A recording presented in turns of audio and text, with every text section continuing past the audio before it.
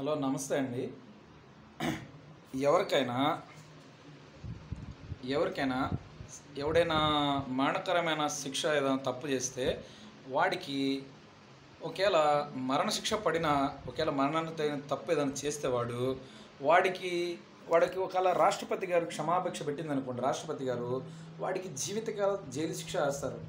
జీవితకాల జైలు శిక్ష వేసిన వాడు 14 సంవత్సరాల తర్వాత వాడికి బెయిల్ వస్తుంది. 14 సంవత్సరాల వరకు మాత్రం వాడు శిక్షించబడతాడు, జైల్లో ఉంటాడు. కానండి నన్ను ఉద్దేశపూర్వకంగా 25 సంవత్సరాలుగా ఆంధ్రాలో నారా చంద్రబాబు, దుళ్ళుపళ్ళ నరేంద్ర, మోపిదేవి వెంకటరమణ ఆంధ్ర పోలీసులు కలిసి నన్ను నేరస్తుడిగా చిత్రీకరించి సమాజం అందరి అనుమతి చేత నన్ను చంపి నా స్వయం మీద రాజకీయం చేయాలా? కుదిరితే నన్ను చంపాలా, లేదా నన్ను పిచ్చోని చేయాలా? అది కుదరకపోతే జీవితాంతం జైల్లో పెట్టాలా, ఈయన్ని హింసించాలా? అది కుదరపోతే జనాలు పెట్టి తలకా నరికేస్తారు, లింగం కోసేస్తారు, కాళ్ళు చేత నరికేస్తారు, ఈడెక్కాలి ఇంటి ఎక్కడ చంపేస్తారు అంటూ ఇంటి పక్కన బడుగు మణిమ్మ, బడుగు రాజరత్నం అనేవాడు, ఇక్కడ ఇంటి వెనకాల నీల పేరేందో ముసలామ, ఏడుకొండలగడోళ్ళ అమ్మ, బుద్ధోళ్ళ భాగ్యలక్ష్మి, వీళ్ళు 24 గంటలు నన్ను ప్రాణాన్ని ఇసుకేస్తున్నారు. వీళ్ళందరూ తెలుగుదేశంలే. ఓ పక్క రెబ్బా భారతి, వీళ్ళందరూ ఆడవాళ్ళని పెట్టి చంద్రబాబు నాయుడు అంతుడు అంటారా, పోలీసులు సైతం చంద్రబాబు కాళ్ళ కింద బతికే బానిసలు వాళ్ళు వేసి ఎంగిలి మెతుకులు తిని వాళ్ళ బానిసత్వం చేయాల్సిన వాళ్ళు అన్నట్టు వాళ్ళు 24 గంటలు చంద్రబాబుని అంత గొప్పోడు ఇంత గొప్పోడు అని చెప్పి 24 గంటలు బెదిరిస్తున్నారు, నరికేస్తారు, మాకు అవకాశం వస్తే మేమే ఇక్కడ చంపేస్తామని బెదిరిస్తున్నారు. ఆడవాళ్ళు వాళ్ళకి డబ్బులు వస్తాయంట, వాళ్ళకి డబ్బులు ఇస్తారంట, చాలా వాళ్ళకి జీవనోభివృద్ధి, వాళ్ళ పిల్లలకి రకరకాల పనులు అవి కల్పించారంట. మొత్తం వాళ్ళకి డబ్బులు వస్తున్నాయంట 24 గంటలు వాళ్ళ పేరు చెప్పి బెదిరిస్తున్నారు. ఇదంతా తెలుగుదేశం రాజు ఉగ్రవాదం కాదా? దీన్ని తెలుగుదేశం రాజు ఉగ్రవాదం అనరా? చెరువుపోలు నడుపురోల్లో ఉగ్రవాదం అనరా? చంద్రబాబు నాయుడు కుట్ర రావాలంటే పెద్ద విషయం కాదు. 2013 సంవత్సరంలో నా బాగానే విడగొడతారు కదా, కమ్మల జడ్జి కలిసి. ఒక జడ్జి ఆమె ఆఫీసులో నా చేత 10 బాండ్ స్టాంప్ పేపర్ మీద 2 సెట్లు అటువంటి 100 రూపాయలు బాండ్ స్టాంప్ పేపర్ ఉంటాయి కదా, ఖాళీ నోట్ల మీద సంతకాలు తీసుకుంటుంది. కమ్మపాలెం శ్రీనివాసు, ఆ కమ్మలేటి జడ్జి, ఆమె పేరేంటో నాకు తెలియదు. 2 సెట్ల మీద 10 కాగితాలు, 2 సెట్ల మీద తెల్ల కాగితాల మీద సంతకాలు తీసుకున్నారు. ఆ కాగితాల్లో ఏం రాపిచ్చారు అనేది బయటకు వస్తే చంద్రబాబు నాయుడు చేసిన కుట్ర బయటకు వచ్చింది. కమ్మోళ్ళు, మాదిగలు, ఈ పోలీసులు కలిసి చేసిన కుట్ర బయటకు వచ్చింది. పెద్ద మ్యాటర్ మీద తీగలాగైతే కొండ కదిలి చూసారా, ఆ తీగలైతే చంద్రబాబు నాయుడు చేసిన కుట్ర బయటకు వచ్చింది. అక్కడ దానికంటే ముందు, నా పెళ్ళి అవ్వటానికి ముందు NSC, national academy of construction, CTTI construction training technical institute, Hyderabad Kondapur NAC campus, హాటెక్స్ Madhapur అక్కడ ఉంటుంది హెడ్ ఆఫీస్, గవర్నమెంట్ది అది. అప్పుడు ఉమ్మడి ఆంధ్రప్రదేశ్గా ఉంది. ఏపీ తెలంగాణ బైఫర్కేషన్ అవలా, విభజన జరగక ముందు జరిగిన విషయం ఇది 2012లో. అప్పుడు పేపర్లు అడ్వర్టైజ్మెంట్ ఇస్తారు. 2012 సంవత్సరం పేపర్లు అడ్వర్టైజ్మెంట్ ఇస్తారు. ఎన్ఎస్సిలో కార్పెంటర్స్కి, మ్యాసన్స్కి, ప్లంబర్స్కి, ఎలక్ట్రీషియన్స్కి, వీళ్ళకి ఆటో క్యాడ్ ఇవన్నీ నేర్పించి 3 నెలలు వృత్తి విద్య వొకేషనల్ కోర్సు నేర్పించి ఉపాధి కూడా కల్పించబడను, ఉచిత భోజన సౌకర్యం కల్పించబడను అని అంటే పేపర్ చూసి వెళ్ళా. దేనికో దానికి నాకు ఉపయోగపడుతుంది. నేను కార్పెంటర్ కదా, నాకు 16 సంవత్సరాలు వుడ్ వర్కింగ్ ఎక్స్పీరియన్స్ ఉంది. నేను మోడ్యులర్ కిచెన్స్ అన్ని modular kitchens, wood works, wardrobes, cupboards, interior designing, furniture ఏమైనా చేయగలను. ఎవరైనా నాకు అవకాశం ఇస్తే డూప్లెక్స్ హౌస్ అయినా సరే, డూప్లెక్స్ హౌస్ అని నేను కట్టగలను సింగిల్గా. నాకు మనీ ఎంపవర్మెంట్, పబ్లిక్ ఎంపవర్మెంట్ ఇచ్చి టైం చెప్తే పర్ఫెక్ట్గా ఆన్ టైం నేను వర్క్ కంప్లీట్ చేయగల కృప నా దేవుడు నాకు ఇచ్చాడు. కానీ నాకు ఇల్లు లేదు, ఇల్లు లేకుండా చేస్తారు, అది వేరే విషయం అనుకోండి. ఇది ఇలా కుట్రపూర్తిగా చేశారు. సో దానికి వాళ్ళు ఇప్పుడు శిక్ష ఎదుర్కోబోతున్నారు. దానికి తిరుగులేదు. అయితే ఇకపోతే అప్పుడు ఆ క్యాంపస్లో అది అక్కడ ముగ్గురు పంతులు ఎవరు? విశ్వకర్మ కులస్తులు, బాలకృష్ణ, బాలరాజు, శ్రీనివాసు. వాళ్ళ ముగ్గురు వనపర్తిలు, తెలంగాణ వాళ్ళు. దానికి ఎండి ఒక కమ్మతనం, మా గుంటూరు జిల్లా నూతక్కో రేవేంద్రపాడు అతను. 2 నెలలు బాగానే ఉంటుంది. 3వ నెలలో అక్కడ గందరగోళం సృష్టించేసి నా అంతటి నేను అక్కడ అది ఖాళీ చేసి అది వెకేట్ చేసి నా చిన్ననాటి స్నేహితుడు, నా ఊరోడైన ఒకడు అక్కడ హైదరాబాద్ సెంట్రల్ యూనివర్సిటీలో జూనియర్ రీసెర్చ్ ఫెలో చేస్తున్నాడు, బయోనానో టెక్నాలజీ చదువుతున్నాడు. వాడి రూమ్లో ఉండేట్టు చేస్తారు. నా అంతటి నేను అడిగి ఫోన్ చేసి నేను అడిగెళ్ళేటట్టు ఇది మాస్టర్ ప్లాన్. ఇప్పుడు వాడు అమెరికాలో వెస్ట్ వర్జీనియా యూనివర్సిటీలో రీసెర్చ్ సైంటిస్టు చేస్తున్నాడు. వాడు నా చిన్నాడు స్నేహితుడు ప్లస్ నా ఊరోడు. వాడికి మొత్తం తెలుసు. వాడి చేత అప్పుడప్పుడు డబ్బులు ఇప్పించి వాడి మీద డౌట్ రాకూడదు కదా. వాడి రూమ్లో 1 నెల ఉన్నా, వాడి భోజనం ఉచితంగా తిన్న 1 నెల, ఖచ్చితంగా దాని తర్వాత నాకు ఎప్పుడైనా డబ్బులు అవసరం అయితే వాడే ఇస్తాడు డబ్బులు. వాడు ఖచ్చితంగా ఫోన్ చేశాడు, అరే సునీల్, నా దగ్గర డబ్బులు ఉంటే 10 నిమిషాలు 10,000 అవగొట్టిన రోజులు ఉన్నాయి, నా దగ్గర రూపాయలు అయితే నా ముఖం చూసేవాడు కూడా ఉండడరా, నువ్వేంటారా ఖచ్చితంగా నాకు డబ్బులు అవసరమైనప్పుడు నువ్వు ఫోన్ చేస్తున్నావు అంట. బాబా ఏం కావాలి నీకు చెప్పరా, నేను ఉన్నా కదరా, వాడుకోరా, ఏం కావాలో చెప్పు, అకౌంట్ నుంచి కొడతాడు. అట్లా నా రెండో పెళ్లి కంటే ముందు కూడా డబ్బులు ఇప్పిస్తాడు. ఇది పక్కా ప్రాణాలతో చేసిన కుట్ర. ఓకే, పక్కా ప్రాణాలతో చేసిన కుట్రలు ఇవన్నీ, అనుమానం అనేది రాకుండా. వాడిని అమెరికా నుంచి ఇండియా వెళ్ళి మొత్తం చెప్తాడు కుట్రలో. ఓకేనా, రైట్. అట్లా నెక్స్ట్ ఇంకోటి ఏంటి, నా పెళ్ళి ఖమ్మంలో జరిగి చేస్తారు, ఖమ్మంలో అద్దెకొండ చేస్తారు. ఖమ్మంలో నా రెండో పెళ్లికి అంటే ముందు మాదిగ సంబంధించిన మాది కులస్తుడు బాబు, మా మాల కులస్తుడు తుమాటి రవి, వీళ్ళిద్దరు కల్పన బిల్డింగ్ కాడ కూర్చొని నన్ను పిలుస్తారు. నన్ను పిలిచి రాజు నీకోసం ఏముంటే నువ్వేం వెళ్ళిపోతావు అంటాడు రవి. ఏంటన్నా నా కోసం ఎందుకు కూర్చున్నా అన్న అంట. ఇదిగో మనోడు ఫ్రెండ్ తెలుసుగా కానిస్టేబుల్ అంటాడు. బ్రదర్ రేపు నా మ్యారేజ్ రండి అంట, వస్తానంటాడు. ప్రతి చోట మాదిగులు ఎక్కడ లేరు, నా రెండో పెళ్లి జరిగేటట్టు చేసేది వీళ్ళే, ఖమ్మంలో మాదిగులు, వీళ్ళందరూ తెలుసు ఉండే. పెళ్ళి అయ్యేటట్టు చేసింది వీళ్ళే, పెళ్ళి అయ్యేటట్టు సెట్ చేసింది ఒక నాయుడు అమ్మాయితో ఒక మాదిగ అమ్మాయితో. పెళ్ళి చెడగొట్టాలా, పర్ఫెక్ట్ ప్లాన్ చేసి స్కెచ్ చేస్తారు. ఇప్పుడు నాకు వచ్చిన డౌట్ ఏంటంటే, మీకు చెప్తున్నా, మళ్ళీ 3 నెలలలోపు ఆ Tata sky setup digital setup box పెట్టిస్తారు. ఇదంతా శాటిలైట్ టెక్నాలజీ కదా వీళ్ళు నా మీద పడుతుంది. సో అంటే శాటిలైట్ టెక్నాలజీలో నాకు నా భార్యకి తగాదాలు పుట్టిస్తారు, మేమిద్దరం కొట్టుకు సావాలా. అట్లా నా మీద అమ్మాయికి అనుమానం పుట్టించి, ఆ అమ్మాయి మీద నాకు అనుమానం పుట్టించి విడగొడతారు. సరే విడగొట్టారు, నన్ను జైల్లో పెట్టారు. ఇదంతా పద్ధతి ప్రకారం జరిగింది. నాకు అనుమానం ఏంటంటే, ఇప్పుడు నేను నపుంసకులనే అమ్మాయి ఆత్మహత్య చేసుకుందా, నాకు ఎయిడ్స్ వ్యాధి ఉందని ప్రచారం చేస్తాను, నాకు లేని ఎయిడ్స్ వ్యాధి ఉందని ఆ అమ్మాయికి చెప్పి విడగొట్టించావా, ఏంది చాలా అలా. నాకేమో హెచ్ఐవి నార్మల్ రిపోర్ట్లు ఇప్పిస్తున్నారు ఎప్పుడు చూడు, నాకేమో తెలియని ఇట్లా. మరి ఇది కుట్ర కాదా చెప్పండి. ఇప్పుడు ఆ అమ్మాయి ఆత్మహత్య ప్రయత్నం చేసుకుంది, నన్ను ఒంగోలు తాలూకా పోలీస్ స్టేషన్ కానిస్టేబుల్ సివిల్ డ్రెస్లో వస్తారు, సివిల్ డ్రెస్లో వచ్చి అరెస్ట్ చేయకూడదు. సరే సివిల్ డ్రెస్లో ఇద్దరు వస్తారు, అర్ధరాత్రి పూట అమ్మాయిల అన్నలు ఇద్దరు అన్నలు వస్తారు, కారులో వచ్చి ఎత్తుకెళ్తారు దొంగన హంతకుని తీసుకెళ్ళినట్టు. దారిలో మధ్యలో నా లింగం ఫోటో తీస్తాడు. ఏ బాబు పాస్ దిగు అంటాడు కానిస్టేబుల్. నాకు రావట్లేదు, నాకు యూరినల్ అంత అవసరం లేదంట. దిగు అట్టగా దిగు అంటాడు. ఎక్కడ వేటపాలెం దగ్గర గేట్ దగ్గర ఇన్నోవా కారులో ఆ గేట్ దగ్గర ఆపుతాడు, కారు ఆపి దిగు అంటాడు. నాకు రావట్లేదు, దిగాలంటాడు. దిగి నేను పాస్ పోసుకుంటే ఆ అమ్మాయిలు అన్న కజిన్ బ్రదర్ ఒకడు, ఆ సీన్ అనే కానిస్టేబుల్ నా ఎదురొచ్చి నా లింగం ఎదురొచ్చి ఫోటో తీసుకుంటారు లింగం ఎదురు. ఈడాడే అంటారు. తర్వాత ఒంగోలు పోలీస్ స్టేషన్ తాలూకా పోలీస్ స్టేషన్ ఎత్తుకెళ్ళి 4 రోజులు పెడతారు లాకప్లో. 4 రోజులు లాకప్లో పెట్టారు, ఎఫ్ఐఆర్ కూడా ఫైల్ కాకుండా. 5వ రోజు ఒంగోలు జైల్లో పెడతారు. ఒంగోలు జిల్లా జడ్జి ఎదురు పెడతారు. నువ్వు ఆ అమ్మాయిని కొట్టావంటే కొట్టానండి అంట. అటు చెప్పకూడదే అంటది ఆమె జడ్జి. ఆమె ఖమ్మంలో కొట్టాను కాబట్టి కొట్టానన్నాను మేడం, ఎందుకు కొట్టాను అడగరా అంట. అటు చెప్పకూడదు, జడ్జికి ఎదురు చెప్పకూడదు అంటారు. సరే నేను మౌనంగా ఉన్నా. నేను ఎప్పుడు అరెస్ట్ చేశారు అంటదామా, నన్ను డిసెంబర్ 18వ తారీఖున అరెస్ట్ చేశారు, 2013 సంవత్సరం అంట. మరి ఇవాళ తీసుకొచ్చారండి 2022వ తారీఖు తీసుకొచ్చారు. 4 రోజుల తర్వాత 5వ రోజు పొట్టించేశారు. ఆ కానిస్టేబుల్ పిలిచి తిట్టింది. ఆ కానిస్టేబుల్ పేరు శ్రీనివాస్, కోర్టు కానిస్టేబుల్ శ్రీనివాస్. ఒంగోలు తాలూకా పోలీస్ స్టేషన్ కానిస్టేబుల్ పేరు శ్రీనివాస్. ఒంగోలు తాలూకా స్టేషన్ సిఐ పేరు శ్రీనివాస్ అప్పట్లో. ఇప్పుడు అతను డిఎస్పీ అయ్యాడు. అప్పుడు ఒంగోలు ఎస్ఐ భాష. అప్పుడు ఒంగోలు జిల్లా డిప్యూటీ జైలరు శ్రీనివాస్. నా పక్షాన్ని పెళ్ళేసిన అమ్మాయిలు నా కొరకు పెట్టించిన ఆయన పేరు లాయర్ పేరు శ్రీనివాస్, ఒంగోలు కంపపాలెం. ఈ శ్రీనివాసులు అందరూ ఎందుకంటే అసలు ఈ కథ మొదలైంది శ్రీనివాస్ అనేవాడు పేరు గల్లేవాడితో. ఆ శ్రీనివాస్ అనేవాడు కంసబత్తులు కురాడు. మా స్కూల్ నిడుబ్రోలు మా మున్సిపల్ హై స్కూల్లో 10వ తరగతిలో మా మాలోళ్ళు ఆ ఖమ్మంలో విశ్వకర్మ కొట్టారు కదా, ఆ స్కూల్ ప్రైవేట్ పక్కనే ఆ విశ్వకర్మ కులస్తులు శ్రీనివాస్ అనేవాడు.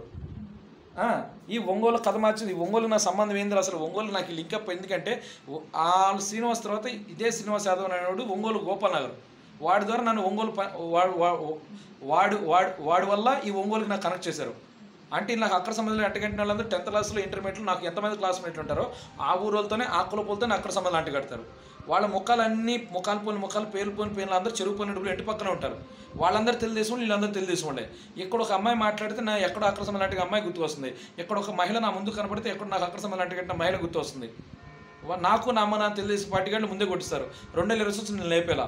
అప్పుడు వీళ్ళకి అమ్మకులు వస్తున్న ఎన్విరాన్మెంట్ సుప్రీంకోర్టు చీఫ్ జస్టిస్ అవుతాడు. అప్పుడు వీళ్ళకి అమ్మకులు వస్తున్న వెంకయ్యనాయుడు చౌదరి ఉపరాష్ట్రపతి అవుతాడు. ఇది పక్కా ప్లాన్తో చేశారు. ఇది ఖమ్మంలో చేశారని కుట్ర ఈజీగా బయటకు వచ్చింది. ఓకేనా, ఖమ్మంలో మాదిగులు, వాళ్ళు విశ్వకర్మలు, కొంతమంది నాయుళ్ళు, పోలీసులు ఆర్గనైజ్డ్ చేశారు. ఓకేనా, అట్లా చేశారు. ఇప్పుడు నా యొక్క ప్రశ్న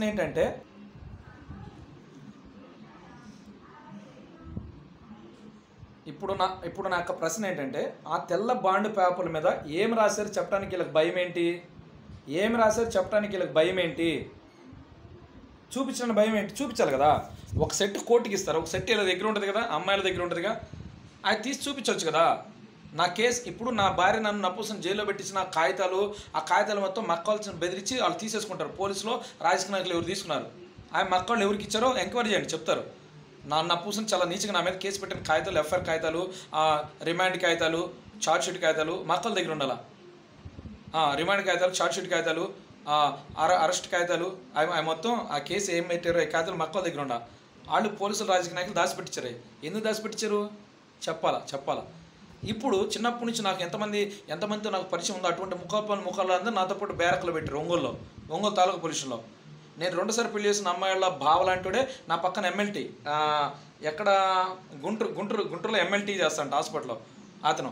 ఇప్పుడు నాకు నా 2వ భార్యకి మధ్య అనుమానాలు పుట్టించినోడు లాంటివాడే నా పక్కన పెడతారు ఒకన్నాయి. ఇదంతా కుట్ర, పక్క ప్రాణాలతో సెట్ చేస్తారు. అసలు మొత్తం భలే సినిమాలాగా ఉంటుంది అక్కడ, ఓకేనా.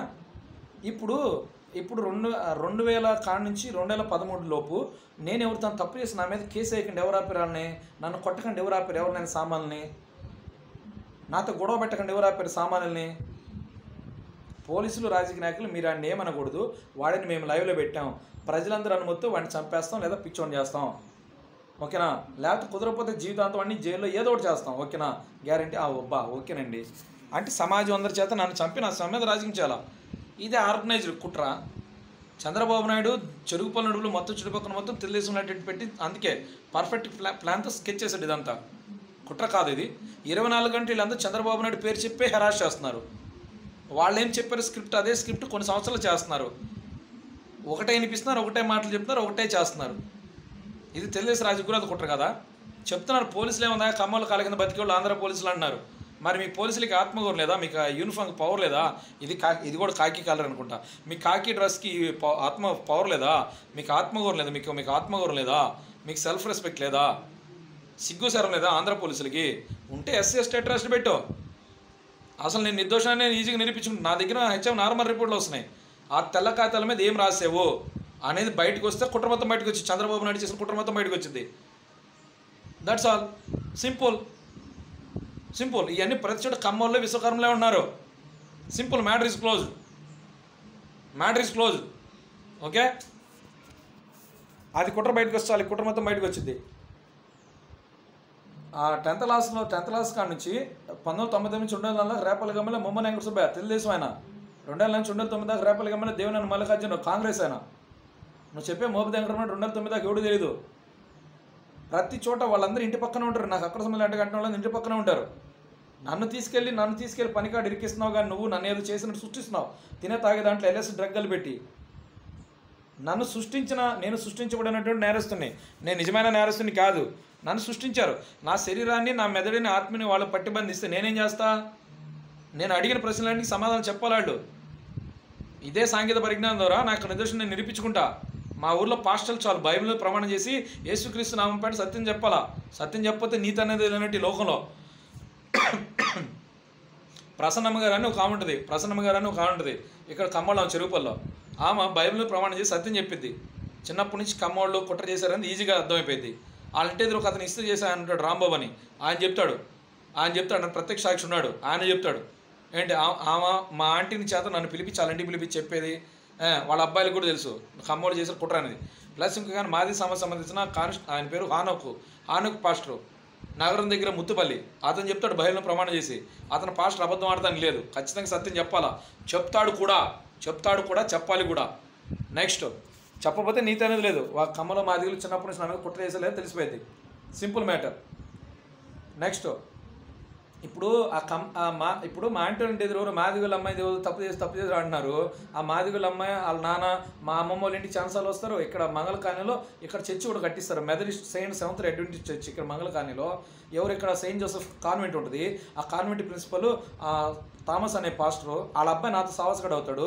ఆ అబ్బాయి వచ్చి నాతో ఇక్కడ ఫుట్బాల్ ఆడుకుంటూ వాళ్ళ అబ్బాయి నాతో సావాసం వచ్చేట్టు చేస్తారు. ఇప్పుడు నేను ఎక్కడ ఉంటాను తెలిసినప్పుడు, నా అడ్రస్ తెలిసినప్పుడు నన్ను ఎందుకు కొట్టకుండా ఆపారు, నన్ను ఎందుకు అరెస్ట్ చేయకుండా ఆపారు, నన్ను ఎవరు ఎందుకు ఏం చేయాలా? కుట్రని అర్థమవుతుంది. అక్కడే కుట్రని అర్థమవుతుంది. సింపుల్.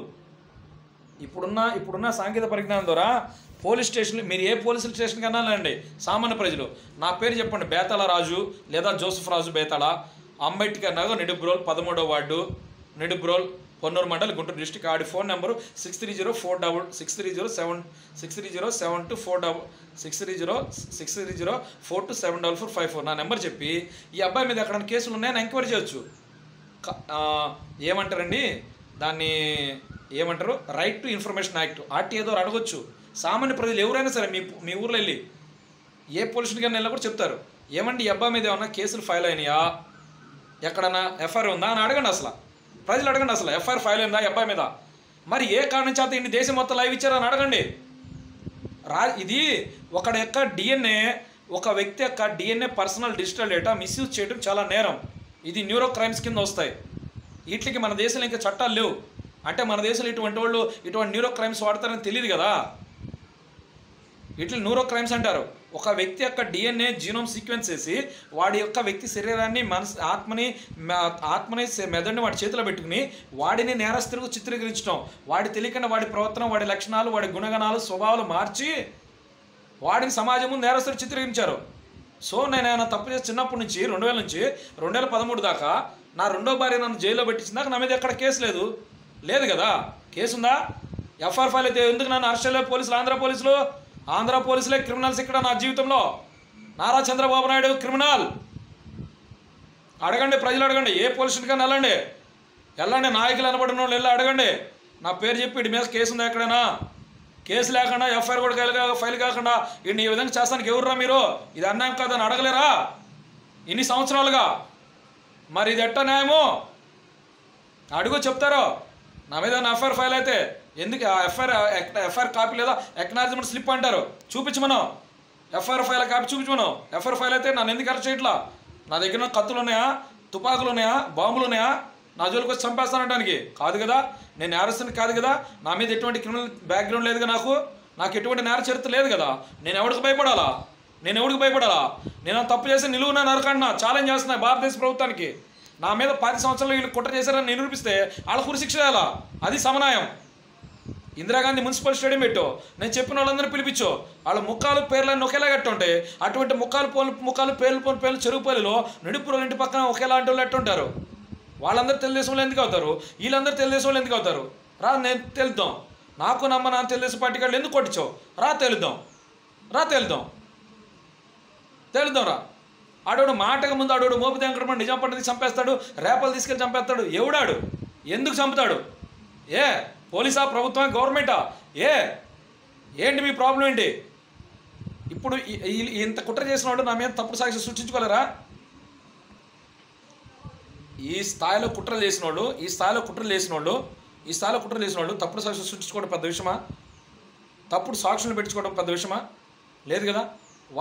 వాళ్ళు ఇన్ని సంవత్సరాలుగా నన్ను నేరస్తుడు చిత్రీకరించి వాటికి సాక్ష్యాలు సృష్టించుకుంటున్నారు కాదా? నువ్వు సృష్టించుకున్న సాక్షుల్ని మొత్తం తీసుకొచ్చాయి మెయిన్ స్ట్రీమ్ మీడియా కెమెరాల ముందు. దేశం మొత్తం చూస్తుండగా జడ్జి మేడమో జడ్జి సార్ ముందో దేశం మొత్తం చూడంగా ఎంక్వైరీ చాలా. అప్పుడు నిరూపించిన నిలువున్నారు. అది న్యాయమో ధర్మం? ఎన్నని పుడుచుకో, నాకు అనవసరం. 4 గిక్కోవడానికి కూడా పనికిరావు వాళ్ళకి. కోర్టు ముందుకు వస్తే 4 గిక్కోవడానికి పనికిరావు. ఎందుకంటే వాళ్ళు నన్ను చిన్నప్పటి నుంచి నేరస్తులు చిత్రీకరించారు. జస్ట్ నాకు ఇంజక్షన్ కొట్టి వదిలేస్తారండి. 1973 నుంచి ఒక మనిషికి ఇంజక్షన్ చేసి మనిషిని కంట్రోల్ చేయడం ఉంది.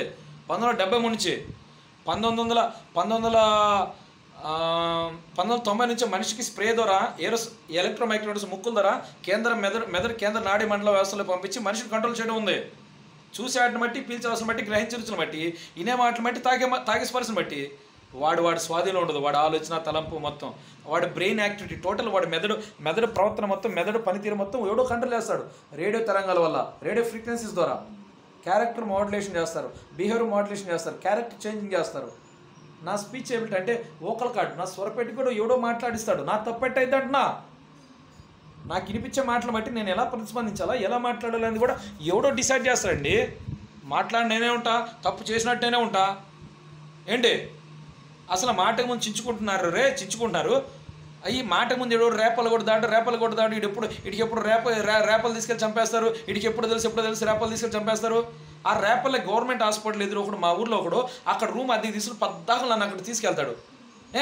ఒకసారి నేను కృష్ణ మేసిరి కంసవతులు కృష్ణమేస్ దగ్గర పనిచేసేటప్పుడు కంసవతుల అక్కడ పనిచేసేటప్పుడు నిడుపురంలో అక్కడ షాజహాన్ అని ముస్లిం కుర్రోడు ఉంటాడు. వాళ్ళ నాన్న కలాసీ పని చేస్తాడు, కాలువలో అది నీళ్లు వదులుతాడు చూడండి, కలాసీ పని చేస్తాడు.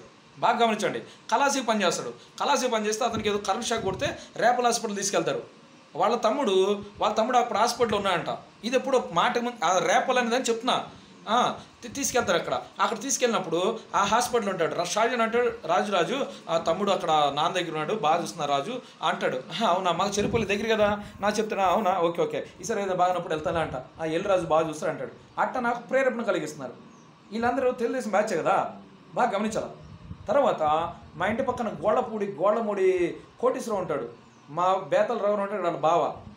వాళ్ళ ఇంట్లో ఇంకొక అతను వస్తాడు, బావ మాదిగ అతను, కోటేశ్వరం అని నర్సరావుపేట. అసలు ఫస్ట్ ఎంఆర్పిఎస్ రాజు మనకు మంచం చేయాలంటాడు. వాళ్ళ ఇంటికి వెళ్ళి మంచం చేసి వస్తాం. ఇంకో బావ మా ఊరు అతనే, మా ఇంటి పూదిరే. కోటేశ్వరం అని అతను మలేరియా డిపార్ట్మెంట్ పనిచేస్తాడు. అప్పుడు అతను అక్కడ రేపల్లో అక్కడ చేస్తున్నాడంట. ఆ రాజురాజు నాకు తెలిసిన ఆయన వెళ్ళి అంటాడు.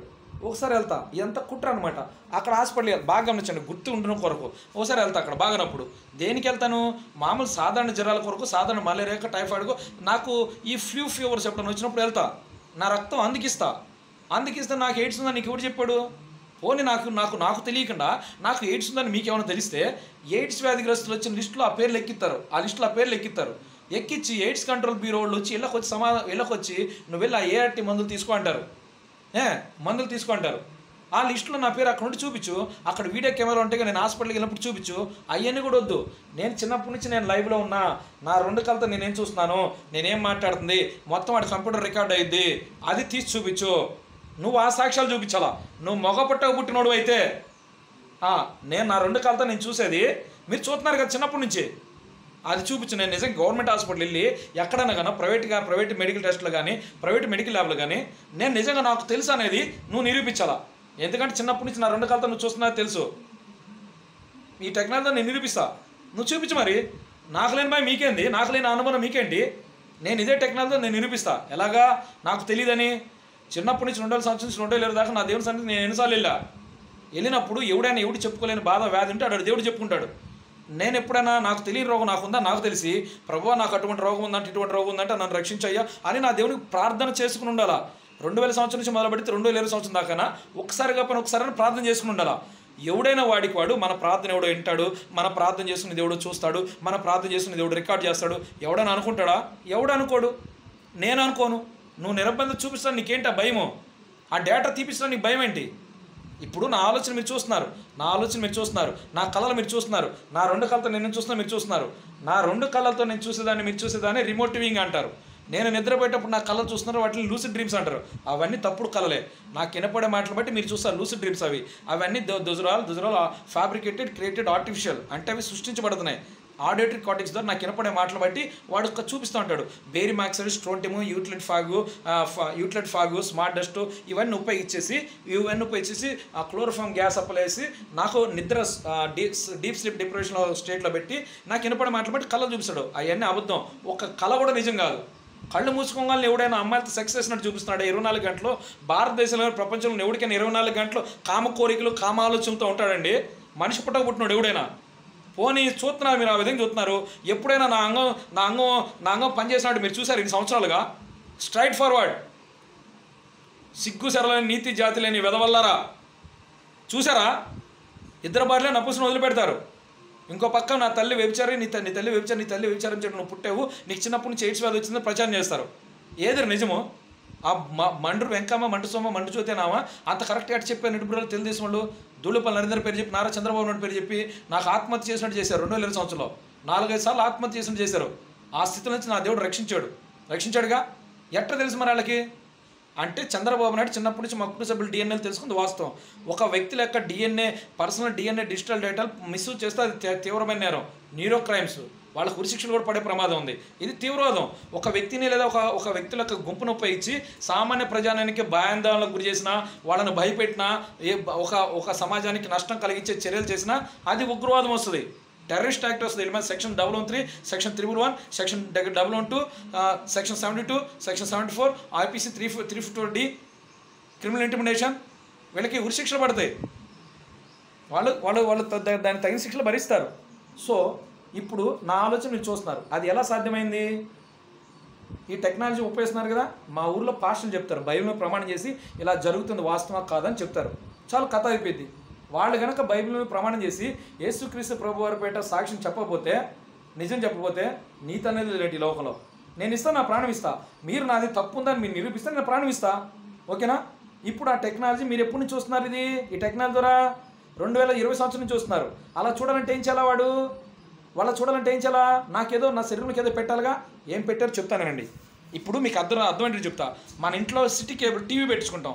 సిటీ కేబుల్ కనెక్షన్ లేదా డిష్ ఛానల్ పెట్టుకుంటాం. రెండింటి ద్వారా మనం టీవీలో ప్రసారం చూస్తాం. మన దగ్గర చేతుల్లో రిమోట్ ఉంటుంది.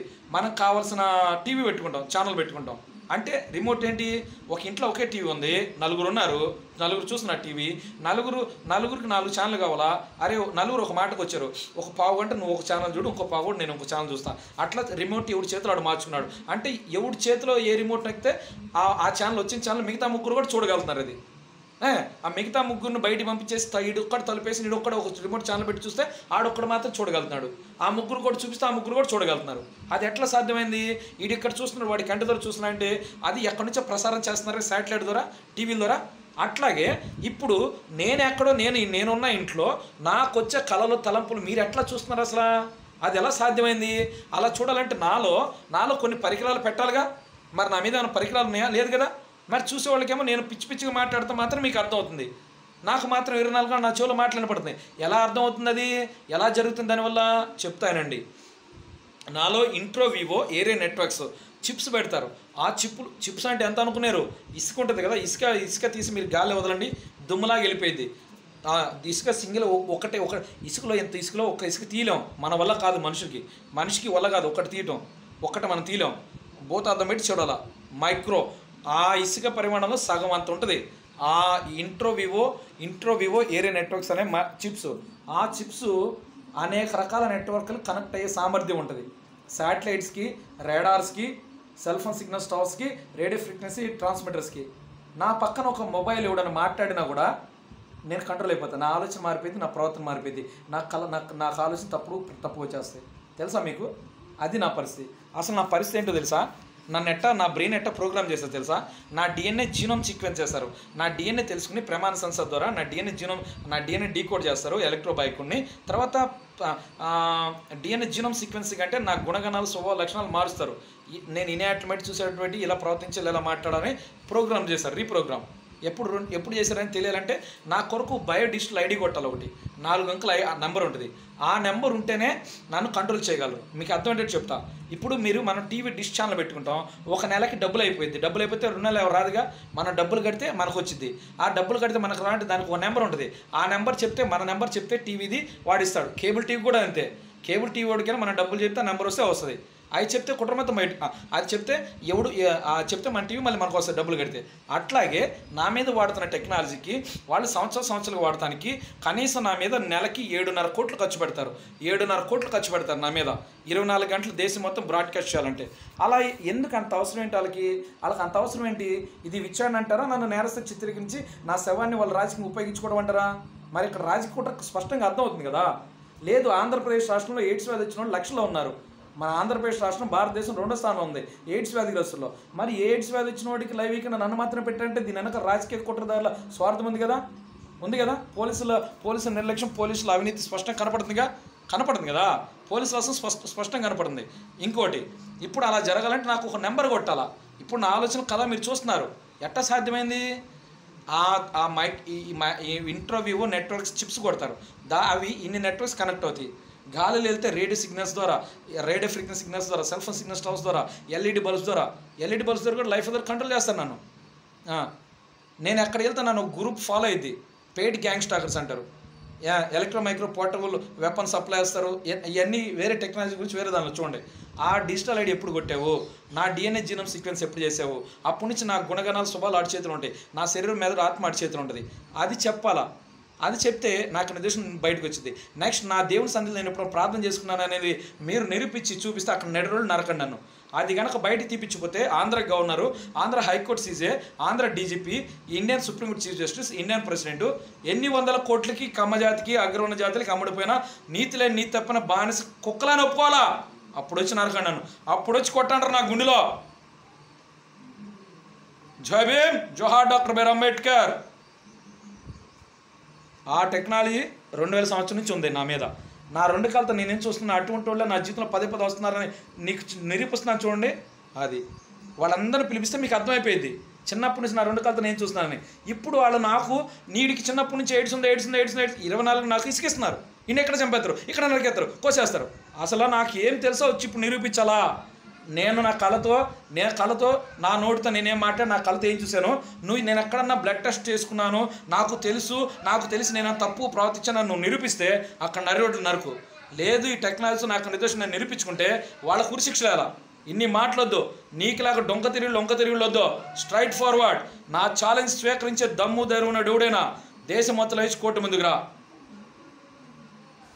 నారా చంద్రబాబుకి, ధూళిపాల నరేంద్రకి, మోపు వెంకటరమణకి కురిశిక్షలు పడతాయి. వీళ్ళ ముగ్గురు కురిశిక్షలు పడతాయి.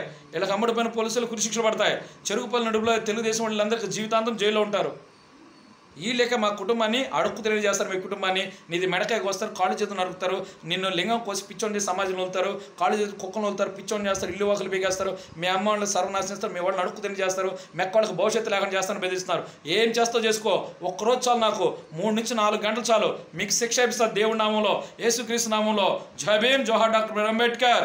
వచ్చాయి చూసుకుందాం. అయిపోయింది మీ చాప్టర్ అయిపోయి మీకు భయం వేసి గోల చేస్తున్నారు. మీ గేమ్ అయిపోయింది. చల్